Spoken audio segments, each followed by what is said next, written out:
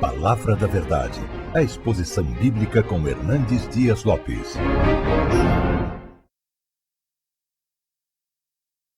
Deus está neste lugar, e onde Deus está, coisas grandes e coisas novas acontecem. Eu quero ler com você o texto de João capítulo 21. Abra sua Bíblia, por favor.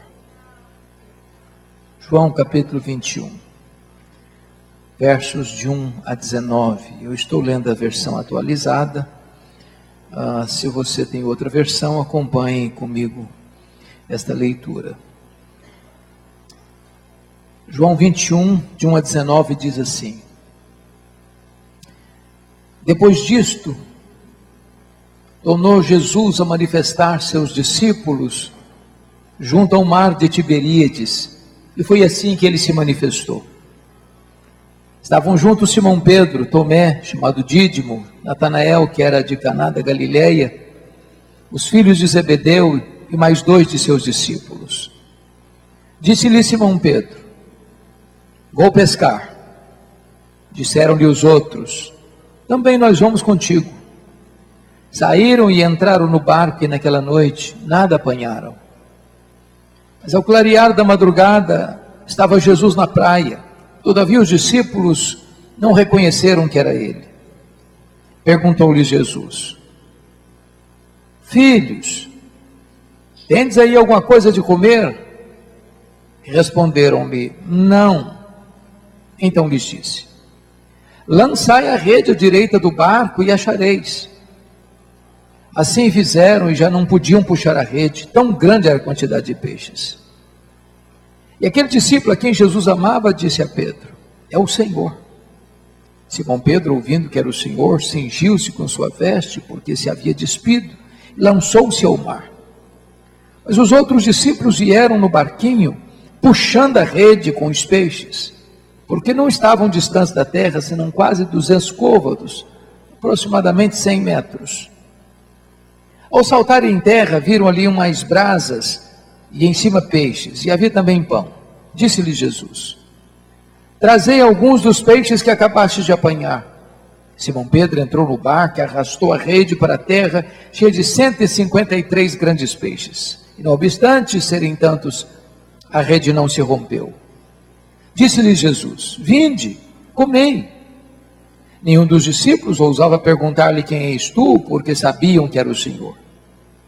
Veio Jesus, tomou o pão e lhes deu, e de igual modo o peixe. E já era esta a terceira hora, ou a terceira vez que Jesus se manifestava aos discípulos, depois de ressuscitado dentre os mortos. Depois de terem comido, perguntou Jesus a Simão Pedro: Simão, filho de João, amas-me mais do que esses outros? Ele respondeu: Sim, Senhor, tu sabes que te amo. Ele lhe disse: Apacenta os meus cordeiros. Tornou a perguntar-lhe pela segunda vez: Simão, filho de João, amas-me? Tu me amas? Ele lhe respondeu: Sim, Senhor, tu sabes que te amo. Disse-lhe Jesus: Pastorei as minhas ovelhas. Pela terceira vez Jesus lhe perguntou: Simão, filho de João, tu me amas? Pedro entristeceu-se por ele lhe ter dito pela terceira vez: Tu me amas? E respondeu-lhe: Senhor, tu sabes todas as coisas, tu sabes que eu te amo. Jesus lhe disse: Apacenta as minhas ovelhas. Em verdade te digo que quando eras mais moço, tu te cingias a ti mesmo, e andavas por onde querias. Quando, porém, fores velho, estenderás as mãos, e outro te cingirá e te levará para onde não queres. Disse isto para significar com que gênero de morte Pedro havia de glorificar a Deus. Depois de assim falar, acrescentou-lhe: Segue-me. Amém. Eu quero pedir permissão a vocês para só voltar nesta passagem, já na conclusão da minha fala, porque meu propósito nesta noite é apresentar a vocês o apóstolo Pedro. Quem foi este homem que pregava no poder do Espírito Santo e os corações se derretiam? Quem era este homem que orava pelos enfermos e eles eram curados? Quem é este homem que que debaixo de ameaças e açoites, não se acovardava. Quem é este homem que abre a porta do Evangelho para judeus e gentios? Quem é este homem? Ele não era um grande herói.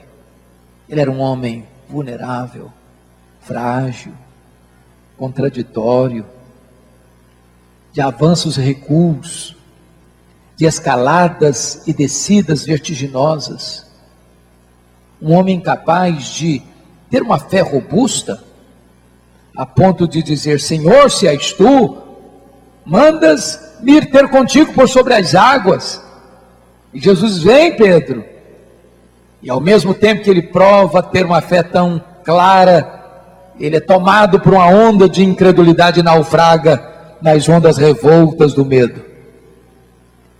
Capaz de fazer uma declaração de fé cristalina: tu és o Cristo, o Filho do Deus vivo, para em seguida repreender Jesus e tentar afastá-lo da cruz e receber a reprimenda: arreda, Satanás, és para mim causa de tropeço, não cogitas as coisas de Deus, apenas as coisas dos homens. Capaz de uma fé ou de uma coragem audaciosa: ainda que todos te deixem, eu jamais, eu te darei minha vida, estou pronto a ir contigo para a prisão e para a morte, para em seguida negar Jesus covardemente, publicamente, com juramentos e blasfêmias. Quem é este homem tão contraditório? Quero dizer para vocês que este homem está aqui nesta noite, mas não está apenas entre nós.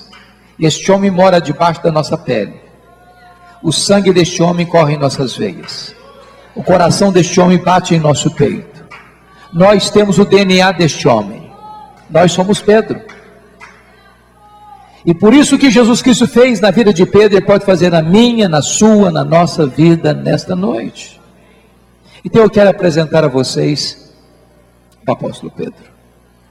O primeiro episódio que nós encontramos na Bíblia do encontro de Jesus com ele, dá-se lá em Lucas capítulo 5, às margens do mar da Galileia, este maior reservatório de águas doces do Oriente Médio, cercado de montanhas, a 220 metros abaixo do nível do mar Mediterrâneo. Pedro e seus companheiros já tinham retornado de uma pescaria infrutífera a noite toda, e Jesus estava à beira deste lago ensinando uma multidão, quando os pescadores lavavam as suas redes, e Jesus vê 2 barcos ancorados. Um deles era o barco de Pedro. E Jesus, propositadamente, entra no barco de Pedro e diz: ô Pedro, afasta o barco da praia. E Jesus entra nesse barco, transforma esse barco num púlpito, a água no veículo da sua voz, e dali ministra aquela grande multidão. Depois Jesus se dirige a Pedro e diz assim: faze-te ao largo, vá para o fundo, e lança as vossas redes para pescar. Nesse momento Pedro diz para Jesus assim: Senhor, tendo nós trabalhado a noite inteira, nada apanhamos. Em outras palavras, ele está dizendo: Jesus, desse negócio aqui entendemos nós. Sou um pescador profissional, nasci ao redor desse mar, trabalho aqui desde que me entendo por gente. O senhor sabe que o mar não dá para peixe hoje. O senhor sabe que é de noite que se pesca, nós já trabalhamos a noite inteira, não pegamos nada. Mas de repente abre-lhe um lampejo de fé na alma, e ele diz: mas sob a tua palavra eu lançarei as redes. E quando ele lança as redes, os peixes começam a saltar, as redes começam a se romper, aquele barco não consegue reter o produto da pesca milagrosa, o outro barco precisa vir para recuperar a quantidade de peixes. E quando Pedro percebe que não está apenas diante de uma pescaria extraordinária, mas de um milagre insólito, ele larga para lá o barco, ele larga para lá as redes, ele larga para lá os peixes, vai na direção de Jesus, se prostra aos pés de Jesus e diz: Senhor, arreda-te de mim, vai embora de mim, afasta-te de mim, eu sou um homem pecador. E Jesus olha para ele e diz: não temas, porque a partir de hoje eu farei de ti um pescador de homens. Nesse momento Pedro é pescado pela rede da graça de Deus.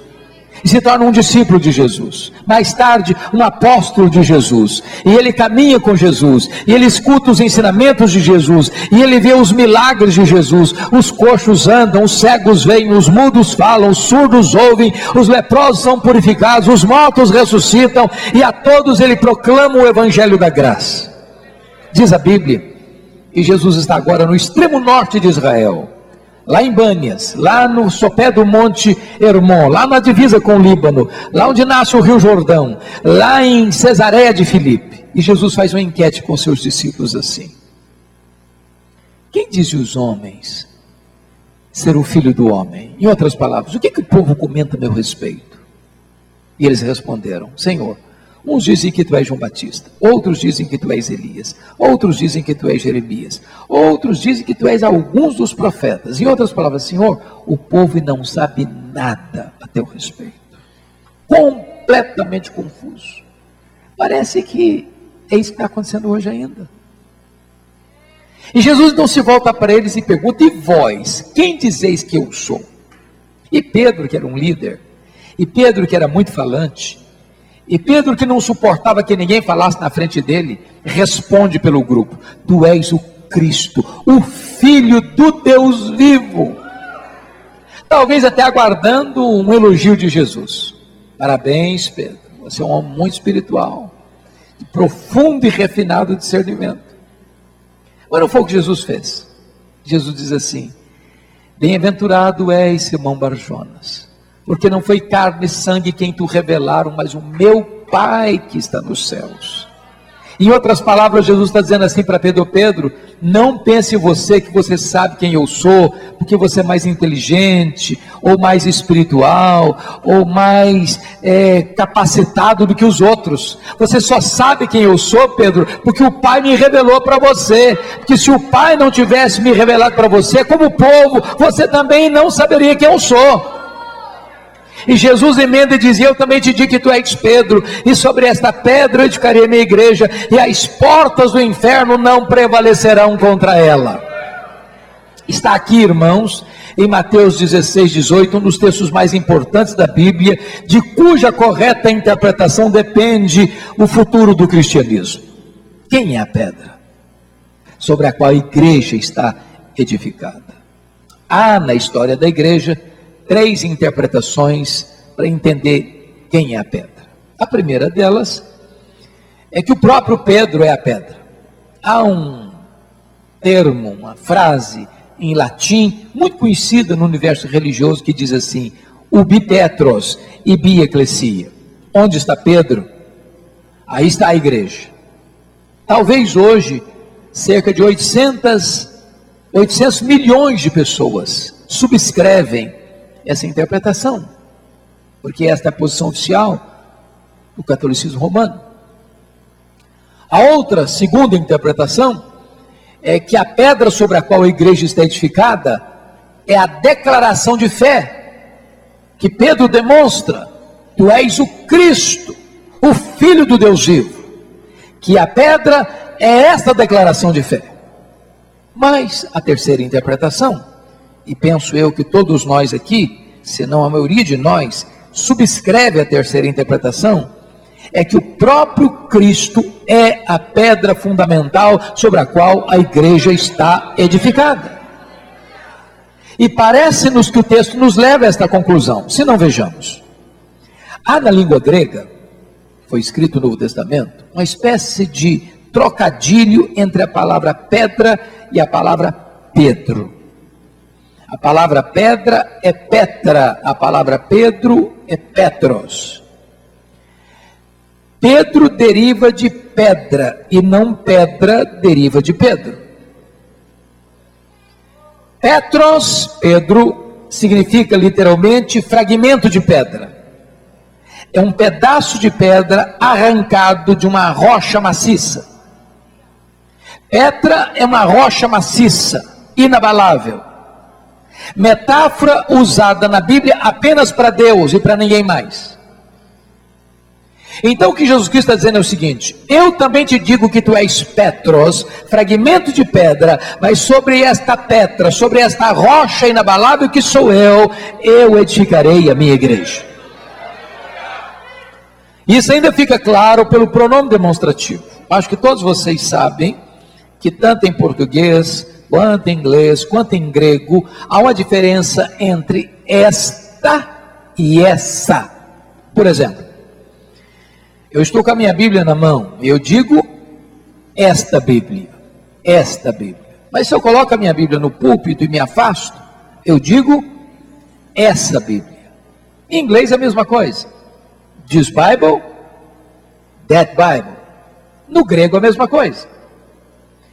Então é como se Jesus tivesse dito assim: eu também te digo que tu és Petros, fragmento de pedra, mas sobre esta pedra que sou eu edificarei minha igreja. Se Jesus quisesse dizer que Pedro era pedra, ele teria dito assim: eu também te digo que tu és Petros, e sobre essa pedra eu edificarei minha igreja. Mas não foi o que ele disse, ele disse: sobre esta pedra eu edificarei a minha igreja. Então chegamos a 4 conclusões aqui. Primeiro, Cristo é a pedra, o fundamento sobre o qual a igreja está edificada. O próprio Pedro admite isso lá no seu sermão em Jerusalém, quando ele afirma que Jesus é esta pedra que os construtores rejeitaram, a pedra de esquina sobre a qual a igreja está edificada. Não é ele, é Jesus, confessa Pedro. Na sua primeira carta, ele vai dizer que Cristo é a pedra e não ele. Segundo, Cristo é o dono da igreja. A igreja tem dono. E o dono da igreja comprou a igreja. E comprou com seu próprio sangue. Portanto, a igreja não é sua, a igreja não é minha, a igreja não é nossa, a igreja é do Senhor Jesus Cristo. Terceiro, ele é o edificador da igreja. Diz: eu edificaria a minha igreja. Quem edifica a igreja não é você, nem eu, nem nós. Nós poderíamos usar todo o nosso conhecimento e toda a nossa metodologia, e nós não conseguiríamos produzir sequer um salvo. Quem faz a obra é ele. Quem convence o pecado é Deus. Quem abre o coração é Deus. Quem dá arrependimento para a vida é Deus. Quem dá a fé salvadora é Deus. Quem regenera é Deus. Quem justifica é Deus. Quem chama eficazmente é Deus. Quem santifica é Deus. Quem glorifica é Deus. De tal maneira que a salvação de A a Z é obra de Deus, para que toda a glória pertença a Deus. É Ele quem edifica, é Ele quem chama, é Ele quem transforma, é Ele quem perdoa, é Ele quem dá a vida eterna, é Ele quem está edificando a sua igreja. Mas em quarto lugar, Jesus é o protetor da igreja, e as portas do inferno não prevalecerão contra ela. Nem pobreza, nem perseguição, nem o mundo, nem o inferno poderão destruir a igreja de Deus, porque a igreja de Deus é indestrutível. Tendo Jesus esclarecido para os seus discípulos, portanto, quem era ele, diz Mateus 16, que Jesus passa para uma nova fase do seu ensino. Até então Jesus não tinha falado desse assunto, que ele deveria subir para Jerusalém, ser entregue nas mãos das autoridades, dos sacerdotes, para sofrer muitas coisas, ser crucificado e sepultado, para ressuscitar ao terceiro dia. Nesse momento, o próprio Pedro, que acabara de declarar que Jesus era o Cristo, o Filho do Deus vivo, chama Jesus à parte e passa a repreender a Jesus. Tem compaixão de ti mesmo, isso jamais pode acontecer. Em outras palavras, larga a mão desses pensamentos pessimistas, larga a mão desses pensamentos doentios, larga a mão desses pensamentos de morte, pense direito. E Jesus olha para ele e diz: arreda, Satanás, és para mim causa de tropeço, não cogitas as coisas de Deus, apenas as coisas dos homens. Pensem comigo. Se Pedro fosse a pedra sobre a qual a igreja estaria edificada, a igreja estaria edificada sobre areia movediça. Bendito seja Deus, porque a igreja está edificada sobre uma rocha que não se abala. Agora vamos entender o que Jesus não disse. Primeiro, Jesus não está chamando Pedro de Satanás, não. Ele não está fazendo isso, não. Segundo, Jesus não está dizendo que Pedro está endemoniado, não. Terceiro, Jesus não está mandando Pedro arredar. Quarto, Jesus está mandando Satanás arredar. E se nós não entendermos isso, irmãos, a gente diz assim: arreda, Pedro, aí o Satanás fica. Não, quem tem que arredar é Satanás, Pedro fica. Pedro é discípulo, Pedro é apóstolo. Em Pedro, Jesus vai continuar investindo. Sabe o que significa isso? Apesar dos nossos deslizes, dos nossos fracassos e das nossas quedas, Jesus não desiste de nós. Ele continua investindo na nossa vida. Tanto é prova que 8 dias depois, Jesus sobe um alto monte com o propósito de orar. Diz a tradição que é o Monte Tabor, outros acham que é o Monte Hermon. Para nós não importa o monte, nós não fazemos peregrinação sagrada. Para nós entendemos que Deus é Espírito e importa que os seus adoradores o adorem em Espírito e em verdade. E quem Jesus Cristo leva para esse alto monte? Pedro, Tiago e João. E Pedro dá alguns outros furos lá no alto desse monte. Porque diz a Bíblia que ele disse assim, lá no monte, diante da transfiguração de Jesus: mestre, bom estarmos aqui, então vamos fazer o seguinte, vamos fazer 3 tendas, uma será tua, outra de Moisés, outra de Elias. E diz a Bíblia que ele não sabia o que estava falando. Sabe por que ele não sabia o que estava falando? Estava falando uma grande bobagem. Nesse momento, Pedro não discerniu a centralidade da pessoa de Jesus. Ele estava comparando e equiparando Jesus a Moisés e Elias, ao representante da lei e ao representante dos profetas. Mas Jesus não é apenas um grande homem entre os homens, ele é o próprio Deus entre os homens. Ele é único, ele é incomparável, ele é absoluto. Não há outro nome igual ao nome dele. Mas ainda, eles não entenderam, mais do que isso, a centralidade da missão de Jesus. Quando Jesus desceu do monte, ele curou um menino, um endemoniado. E diz a Bíblia que aquele menino estava tomado por demônios desde a sua infância.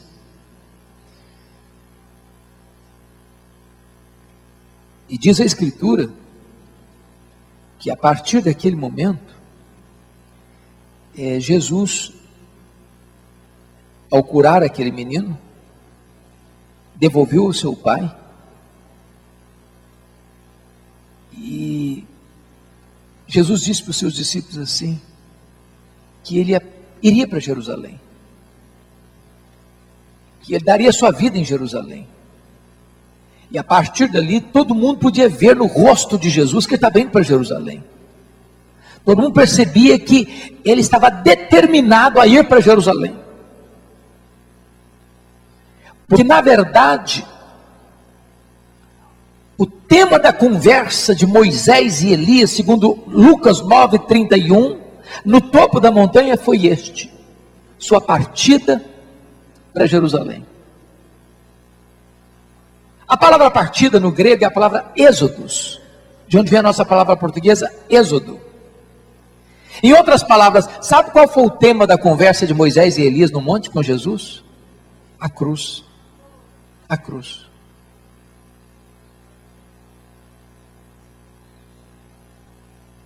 O que Jesus está querendo dizer para esses homens, porque se você perceber, quando Jesus faz o milagre, está lá em Lucas 9, 43, 44, a multidão, juntamente com os discípulos, ficaram maravilhados do quanto Deus fazia por intermédio dele.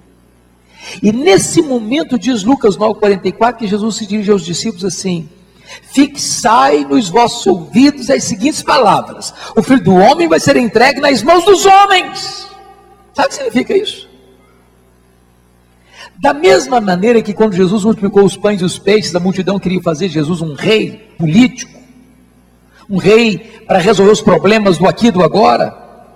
Os discípulos mais uma vez estão caindo nessa rede de tentação, encantados com os milagres de Jesus, e Jesus está dizendo para eles o seguinte: olha, não pensem vocês que eu desci do céu para fazer apenas milagres, não pensem que eu vim do céu apenas para resolver os seus problemas imediatos. apenas para aliviar o problema da fome, o problema da saúde, o problema da prosperidade.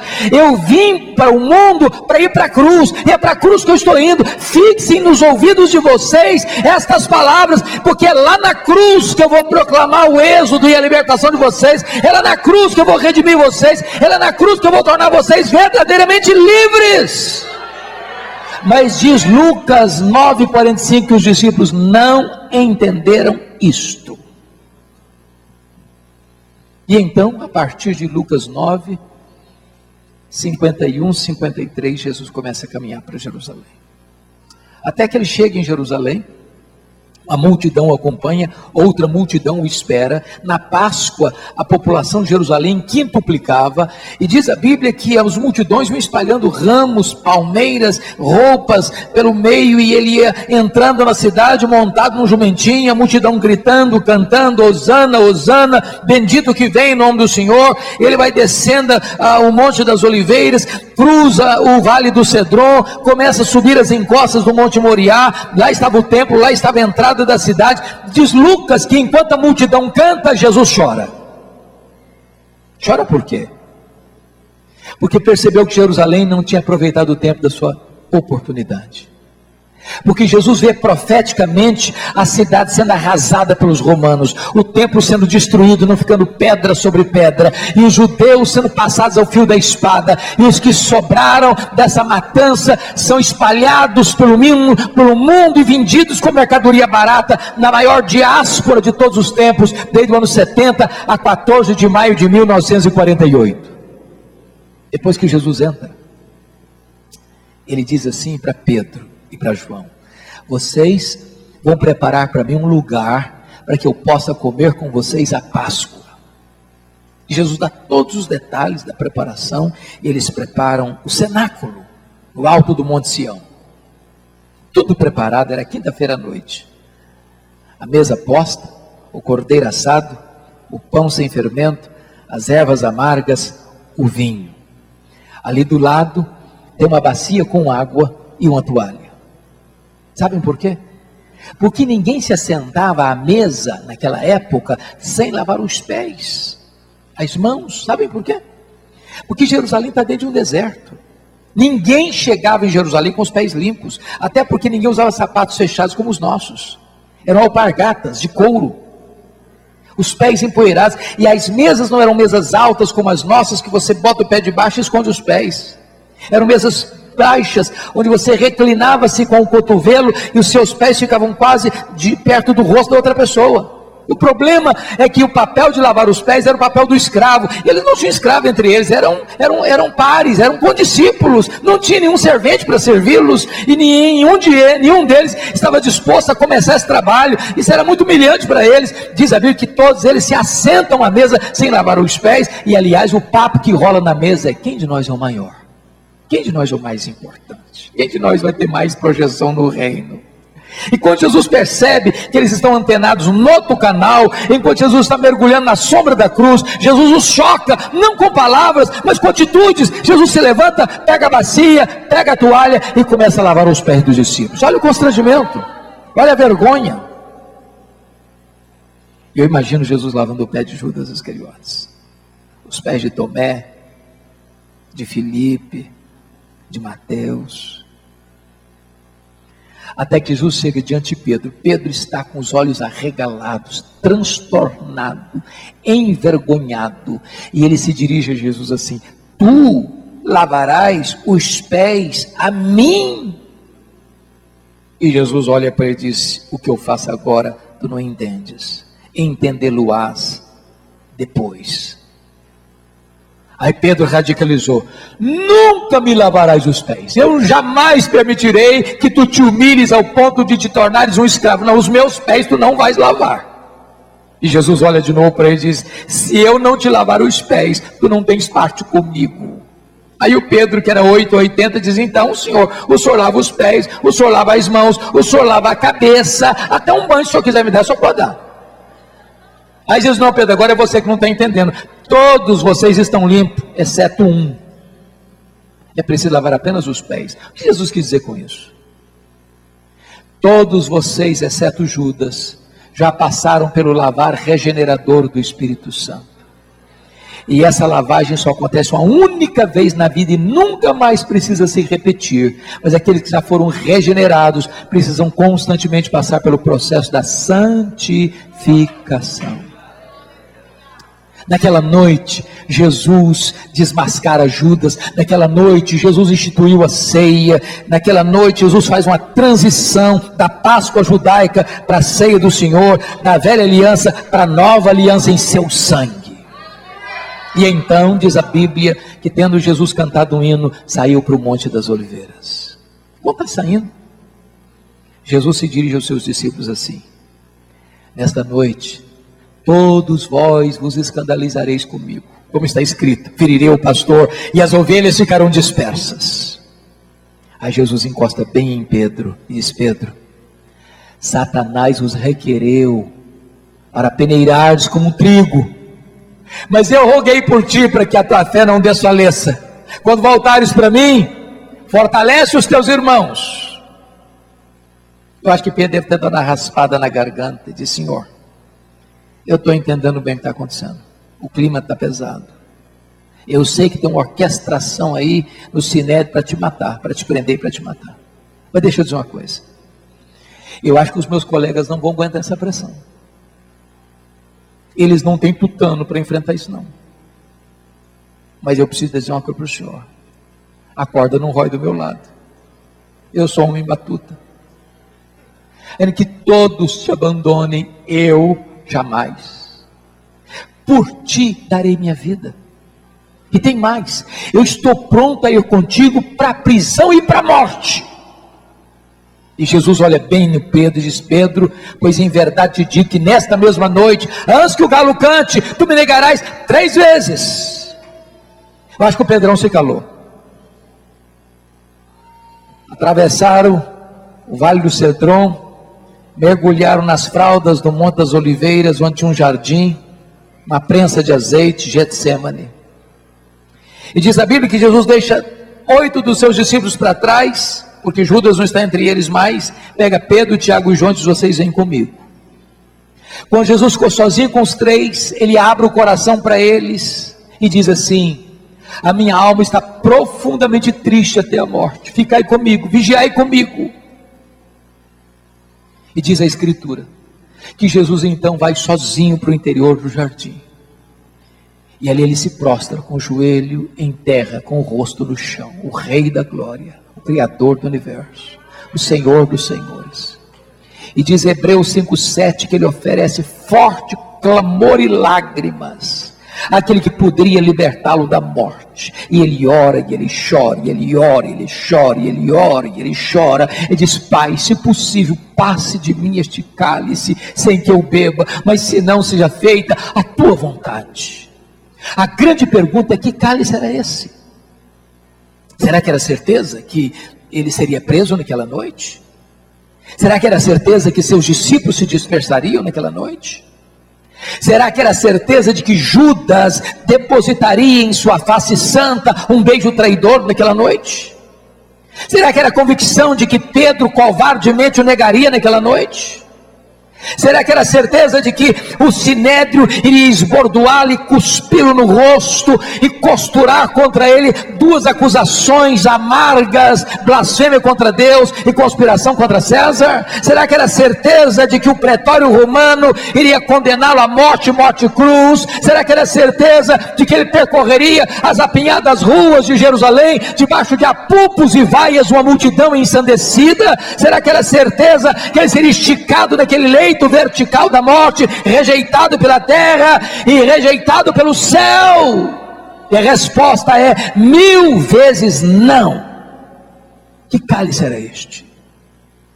Este cálice era a santa ira de Deus, que devia cair sobre a sua, sobre a minha, sobre a nossa cabeça.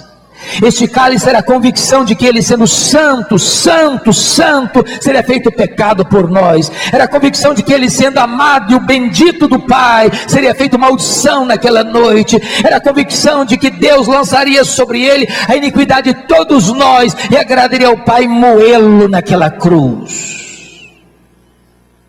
Quando ele se levanta da sua oração, vai se encontrar com Pedro, Tiago e João. Diz a Bíblia que os três estão dormindo. E Jesus não acorda os três, não só acorda Pedro. Dá uma balançada no peito. Pedro, nem uma hora pudeste vigiar comigo, vigiar e orar, para que não entreis em tentação. O espírito está pronto, mas a carne é fraca.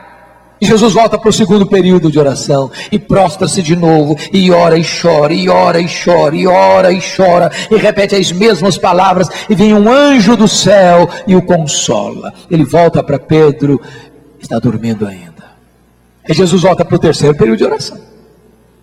Agora a batalha é mais intensa, agora a luta é mais renhida.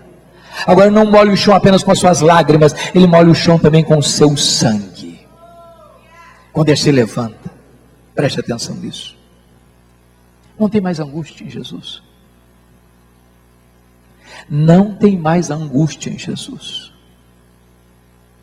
A grande luta, irmãos, foi travada no Getsemane. É aqui que a batalha foi ganha. Quando ele se levanta, ele acorda Pedro e os meninos, diz assim: ainda dormis e repousais? Acordai, vamos-nos, o inimigo se aproxima. Pedro acordou atabalhoado, a turma está chegando, ele pega a espada, decepara-o de mal. Jesus, guarda essa espada, Pedro. Se eu precisasse desse tipo de ajuda, eu rogaria ao Pai, ele me mandaria mais de 12 legiões de anjos. Em outras palavras, 72 mil anjos. Naquela noite, quando a turma chegou, Jesus não se escondeu não, ele se apresentou e perguntou: a quem buscais? A Jesus o Nazareno. Pois sou eu. E caíram por terra. Naquela noite ele foi para o Sinédrio, embora cuspido e esbordoado, está firme como uma rocha. Na sexta de manhã é levado ao pretório romano, está firme como a rocha inabalável.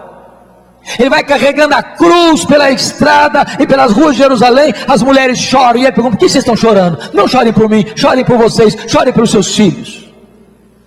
Às 9 horas da manhã, ele é pregado numa cruz, no topo do Calvário, e ele transforma aquele patíbulo de horror num instrumento para a glória de Deus e para a nossa salvação. Agora notem vocês, os discípulos se dispersam mesmo. Pedro, covardemente, não tem nenhuma disposição de seguir Jesus de perto, vai seguindo de longe, quer ficar no anonimato, acompanhado de João, que era aparentado do sumo sacerdote, consegue entrar lá no pátio da casa do sumo sacerdote, onde o sinédrio, nas caladas da noite, estava reunido, de forma ilegal, com testemunhas falsas, para acusarem Jesus. Ali tinha uma fogueira, para aquecer as pessoas. Pedro está lá, usufruindo o calor da fogueira, quando passa uma criada, olha bem para ele, e diz: tu também estavas com ele, com o Galileu. E ele nega diante de todos: eu não sei o que dizes. Bom, o pátio não está bom.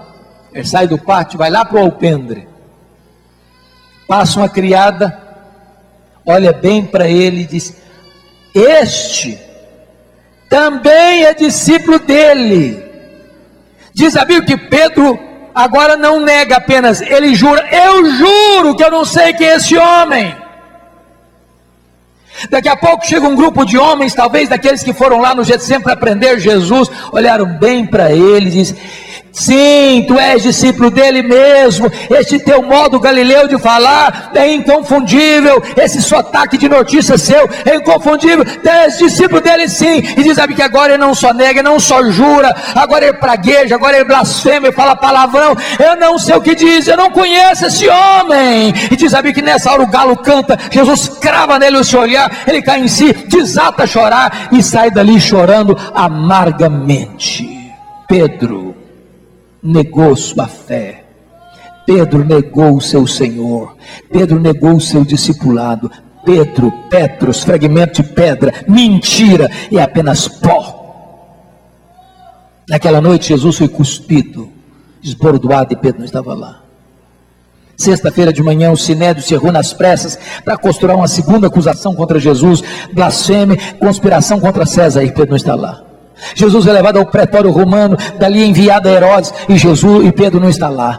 Jesus é pregado naquela cruz 9 horas da manhã, e Pedro não está lá. 6 horas de cãibra, de sede, de dores, e Pedro não está lá. 3 horas da tarde, Jesus entrega o seu espírito ao Pai e morre, e Pedro não está lá, nem para dar um sepultamento digno ao Senhor Jesus. Jesus é sepultado, e Pedro não está lá. Passa o sábado à sombra da morte, e Pedro está trancado com medo dos judeus. Domingo de manhã, de madrugada, não é Pedro, são as mulheres, aquelas que vieram com Jesus da Galileia, que vão lá no sepulcro, para levar perfumes, para embalsamar o corpo de Jesus. Quando chegam, uma surpresa, a pedra foi rolada, o túmulo está aberto, elas entram, o túmulo está vazio. Quando elas saem, um anjo sentado em cima da pedra, e perguntando para elas: o que vocês iam fazer aqui? Procurar entre os mortos aquele que vive. Ele não está mais aqui não, ele ressuscitou. Então ide, dizei aos seus discípulos e a Pedro, que ele irá diante de vós para Galileia, lá o vereis, como ele vos disse. Mas por que o nome de Pedro? Pedro era um discípulo como os outros. Por que a menção do nome dele? É porque Jesus sabia que a essas alturas Pedro não se sentia mais discípulo, não se sentia mais um apóstolo. Ele estava fracassado, nocauteado, derrotado, envergonhado. Pedro havia desistido de tudo, havia desistido de Jesus, mas Jesus não havia desistido de Pedro. Eu quero dizer para você nesta noite, que ainda que você tenha fracassado, ainda que você tenha caído, ainda que você tenha negado a sua fé, ainda que você tenha se acovardado na luta, ainda que você pensou em desistir de Deus, de Jesus Cristo, da igreja, Jesus não abre mão da sua vida, Ele não desiste de você.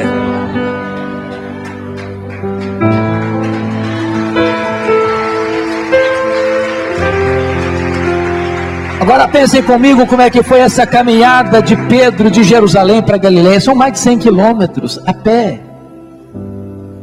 Eu fico pensando que cada passada que Pedro dava era uma fisgada na alma, era uma martelada na consciência. Eu queria até pensar assim: quando Jesus encontrar comigo, ele vai me quebrar todinho, ele vai me arrebentar todo, ele vai botar o dedo no meu nariz, dizer que eu sou um covarde, que eu sou um fracassado, e eu sou mesmo. Quando ele chega na Galileia, Jesus não está lá. Ele diz para os seus colegas assim: eu vou pescar. O que significa isso? Estou estressado? Estou precisando ganhar uns trocos? Não. Quando ele diz eu vou pescar, ele está dizendo o seguinte: acabou para mim, fim de linha para mim, vou voltar para o passado, não tem mais esperança, estou encerrando a minha carreira, estou voltando para a pesca, não tem mais chance. Porque Pedro era um líder. Os outros disseram: pois nós vamos contigo. Naquela noite eles não pegaram nada, nem um lambari, porque quando o homem se afasta de Deus, nem pescar consegue mais. Eles estão voltando já de madrugada, quase amanhecendo o dia, sem nada. E tem alguém lá na praia, 100 metros, andando. Eles não sabem quem é. De repente aquele que caminha lá na praia se dirige a eles assim: covardes! Foi assim? Não, não foi. Filhos, tendes aí alguma coisa de comer? Filhos, filhos. Tem nessa única palavra mais de 1 tonelada de graça. Para um bando de covardes, de desertores, de fracassados, Jesus se dirige a eles assim: filhos. É assim que Ele trata você. Apesar das suas quedas e dos seus deslizes, é assim que Ele vê você, como filho. Quando Jesus pergunta: tens aí alguma coisa de comer? É claro que Jesus não precisava dessa informação. Essa pergunta não foi feita para informar Jesus. Essa pergunta foi feita para acordar a consciência deles. E eles responderam: não. Lançai a rede à direita do barco e achareis. Aquele a quem servimos nesta noite é o Criador do universo, que conhece as profundezas do mar, conhece onde estão os cardumes de peixes. Ele sabe que não é à esquerda, é à direita do barco que os peixes estão. Quando lançam as redes, diz a Bíblia, e 153 grandes peixes começam a pular. O João, que tinha uma percepção mais aguçada, disse: o Pedro é o Senhor, ele chegou, ele está aqui. Aí o Pedro mais uma vez larga para lá o barco, larga para lá os redes, larga para lá os peixes, nada 100 metros, coração acelerado, pensando: e agora? Ele vai me quebrar, ele vai botar o dedo no meu nariz, vai dizer que eu sou um fracasso. Quando ele chega na praia, uma surpresa, sabe o que quer ver? Um braseiro. Só tem 2 lugares no Novo Testamento onde aparece a palavra braseiro. Foi onde Pedro negou Jesus e onde Pedro foi restaurado por Jesus. Jesus está como que montando a cena do crime, reconstituindo o cenário da queda, para curar a psique de Pedro, para curar as memórias de Pedro, para curar as emoções de Pedro, para dizer: Pedro, sabe por que eu coloquei essa fogueira aqui, meu filho? Para mostrar uma coisa para você: na mesma geografia que você caiu, eu vou levantar você. Na mesma geografia que você me negou, você vai ter chance de me confessar. Na mesma geografia que você foi derrotado e fracassado, eu vou erguer você para você ser uma bênção. Sabe por quê, Pedro? Porque a minha graça é maior do que o seu pecado. Depois que Jesus alimentou os discípulos e os aqueceu, ele se dirige a Pedro assim: Simão, filho de João, tu me amas mais do que estes outros? Ô Jesus, eu não estou te entendendo. Não me basta amar-te igual aos outros? Por que tu me perguntas se eu te amo mais do que os outros? Por que Jesus fez essa pergunta assim? Porque lá atrás, quando Pedro disse assim: ainda que todos te deixem, te abandonem, eu jamais. Pedro havia dito assim: Senhor, sou mais leal do que os outros, sou mais fiel do que os outros, sou mais crente do que os outros, eu te amo mais do que os outros. Jesus está perguntando para Pedro mais ou menos o seguinte: ô Pedro, você ainda pensa a mesma coisa a teu respeito? Você continua achando que você é melhor que os outros mesmo? Você ainda acha que você é mais espiritual, mais leal, mais fiel que os outros mesmo? Você ainda mantém a mesma avaliação de você mesmo, Pedro? Ele respondeu: sim, Senhor, tu sabes que eu te amo, então apacenta os meus cordeiros. Aí Jesus pergunta a segunda vez: Simão, filho de João, tu me amas? Agora não pergunta se ama mais, só pergunta se ama. Sim, Senhor, tu sabes que eu te amo, então pastorei as minhas ovelhas. Aí Jesus pergunta a terceira vez: Simão, filho de João, tu me amas? Ficou triste. Terceira vez: ah, Senhor, tu sabes todas as coisas, tu sabes que eu te amo, então apacenta as minhas ovelhas. Por que Jesus perguntou 3 vezes? Claro, porque Pedro negara 3 vezes. Mas o que significa isso? Significa o seguinte: ô Pedro, sabe por que eu estou perguntando para você 3 vezes, Pedro? Para mostrar uma coisa, Pedro. Você caiu a primeira vez, Pedro? Pois a minha graça é suficiente para levantar você. Você me negou a segunda vez, Pedro? Pois a minha graça é suficiente para restaurar você. Você me negou a terceira vez, Pedro? Pois a minha graça é suficiente para botar você de pé outra vez, Pedro. Ô Pedro, eu estou lhe perguntando 3 vezes para você ter a chance de entender que a minha graça, Pedro, é maior que o seu pecado. Se a gente pensasse nessa cena como um jogo, quando Pedro negou Jesus a primeira vez, está perdendo de 1-0. Negou a segunda vez, está perdendo de 2-0. Negou a terceira vez, está perdendo de 3-0. Pedro, tu me amas? Sim, Senhor. 3-1, Pedro. Pedro, tu me amas? Sim, Senhor. 3-2, Pedro. Pedro, tu me amas? Sim, Senhor. 3-3, Pedro. Pedro, segue-me. 4-3 para a restauração de você, Pedro. A minha graça, Pedro, é maior do que o seu pecado. Eu estou hoje mudando o jogo da sua vida, mudando o placar da sua história, Pedro. Mas há algo aqui, irmãos, que não dá para perceber na língua portuguesa. Vocês bem sabem que na língua grega tem 4 palavras para amor. E aqui no texto 2 verbos são usados para amor. o verbo agapau e o verbo filéu. A palavra ágape é amor sacrificial, é amor que dá a vida pelo outro, se dispõe a morrer pelo outro. O verbo filéu, de onde vem a palavra filosofia, amor à sabedoria, é um amor de afeição, que significa eu gosto de você. Vamos entender uma coisa importante aqui. Quando Jesus perguntou para Pedro a primeira vez, tu me amas? Jesus perguntou com o verbo agapau.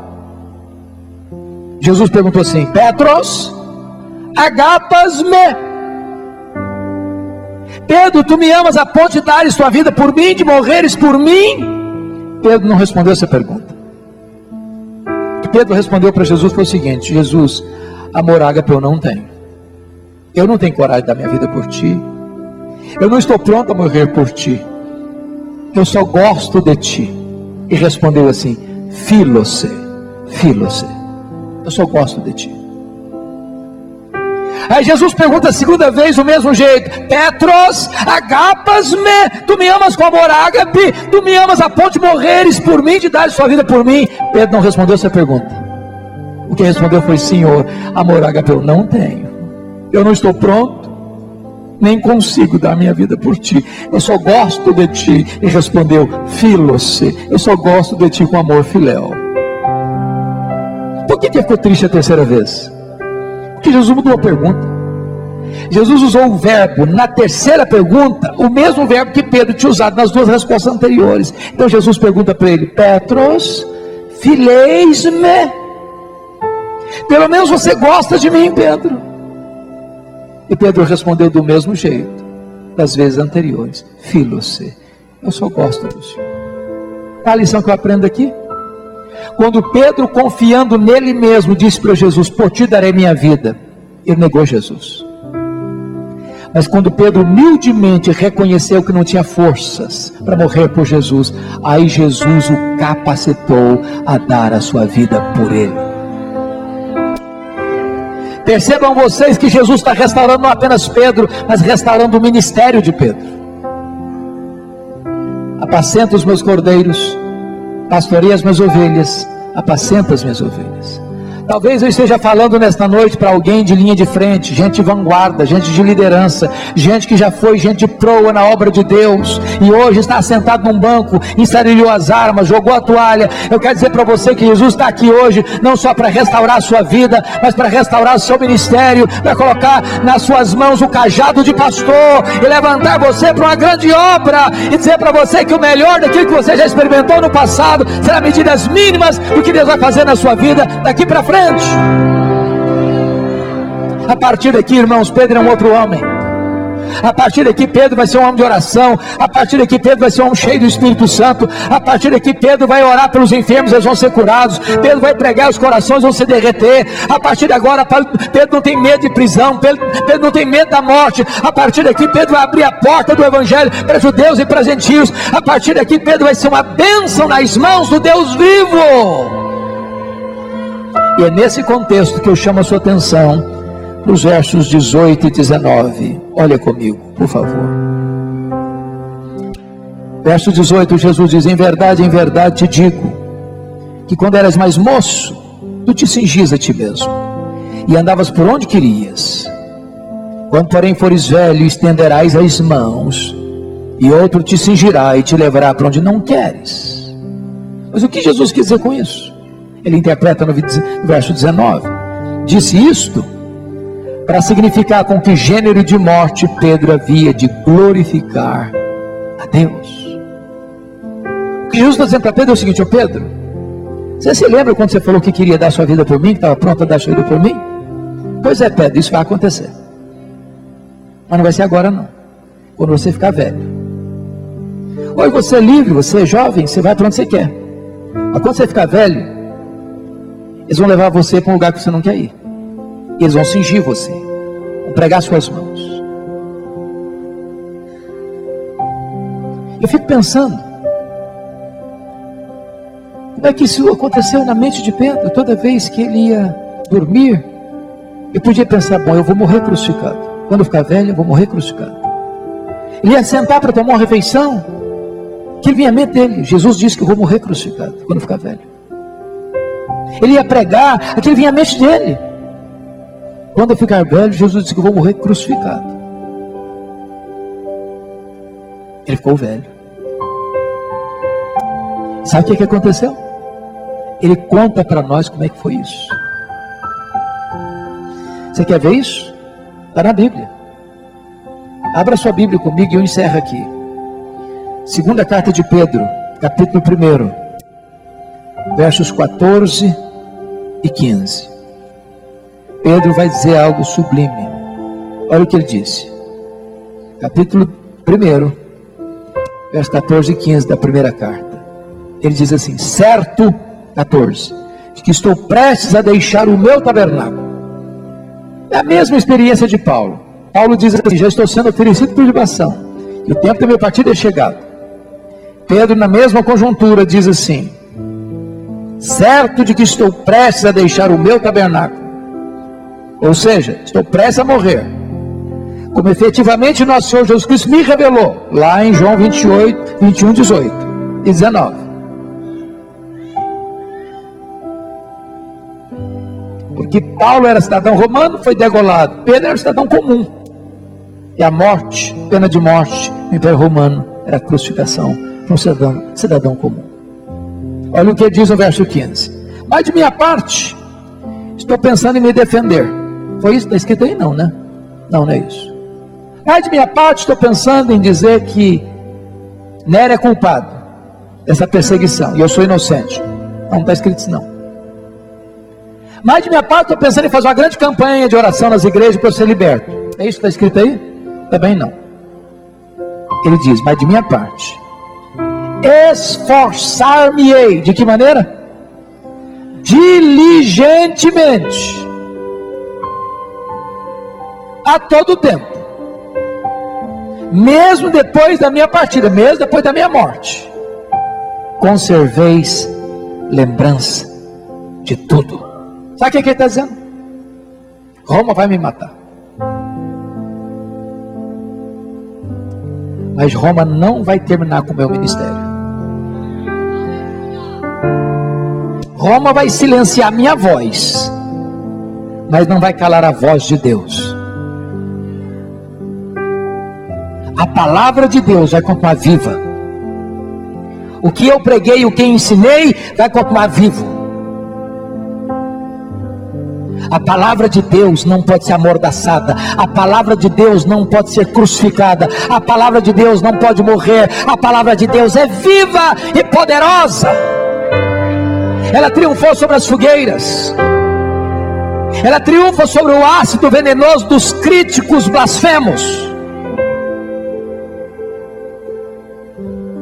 Deus sepulta os seus obreiros, mas a obra de Deus continua. Diz os historiadores que no dia que Pedro foi executado, crucificado, ele disse para os seus executores assim: crucifiquem-me, crucifiquem-me, mas eu não sou digno de morrer como morreu meu Senhor. Crucifiquem-me de cabeça para baixo. E com esse gênero de morte, ele glorificou a Deus. Mas sabe o que me impressiona?